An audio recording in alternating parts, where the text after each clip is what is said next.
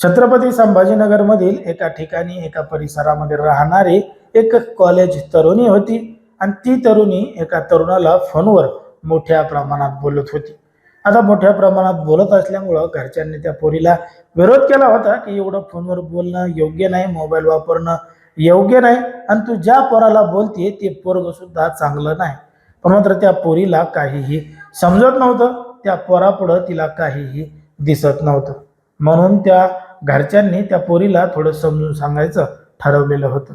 परंतु ती पोरगी कोणाचंही ऐकून घेण्याच्या मनस्थितीमध्ये किंवा तयारीमध्ये नव्हती. एक दिवस जेव्हा त्या पोरीची आई ही आंघोळीला गेली होती, तेवढ्यातच ती पोरगी घरातून फरार आणि पसार झाली होती. म्हणजे आपल्या इकडं म्हणतात की पळून गेलेली होती. आई आंघोळीला गेली आणि पोरगी इकडं पळून गेली. आता पोरगी पळून गेल्यानंतर जेव्हा आई आंघोळून वापस आली, पोरीला आवाज देते तेव्हा पोरगी घरामध्ये कुठंच दिसत नाहीये. मग आजूबाजूला विचारलं, सगळ्यांना चौकशी केली, तेव्हा त्या पोरीचा काहीही तपास लागला नाही. पण मात्र जेव्हा या संपूर्ण प्रकरणाची माहिती त्या पोरीच्या बापाला देण्यात आली, जेव्हा त्यांनी पोलीस ठाण्यामध्ये तक्रार दाखल केली, तेव्हा मात्र घडलेलं होतं आणि दडलेलं होतं एक धक्कादायक प्रकरण, धक्कादायक घटना. नेमकं काय आहे संपूर्ण प्रकरण, कुठं घडली आहे घटना, हे आपलं अगदी सविस्तरपणे बघायचं आहे. पण जर तुम्ही अजूनही आपलं चॅनल सबस्क्राईब केलं नसाल तर लगेचच करून या आणि बाजूला असणाऱ्या बेल नोटिफिकेशनला सुद्धा ऑन करायला विसरू नका.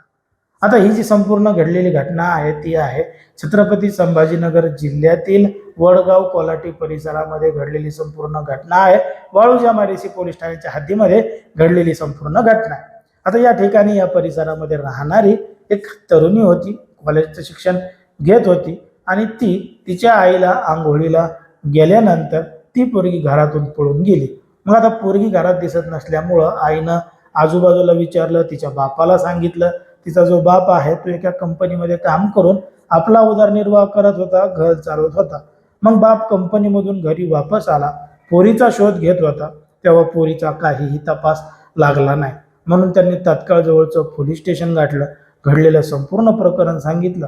तेव्हा समजलं की ती पोरगी एका तरुणाला फोनवर बोलत होती आणि त्याच पोरानं त्या पोरीला ठूस लावून पळून नेलेला आहे, तिला काहीतरी आमिष देऊन पळून नेलेला आहे.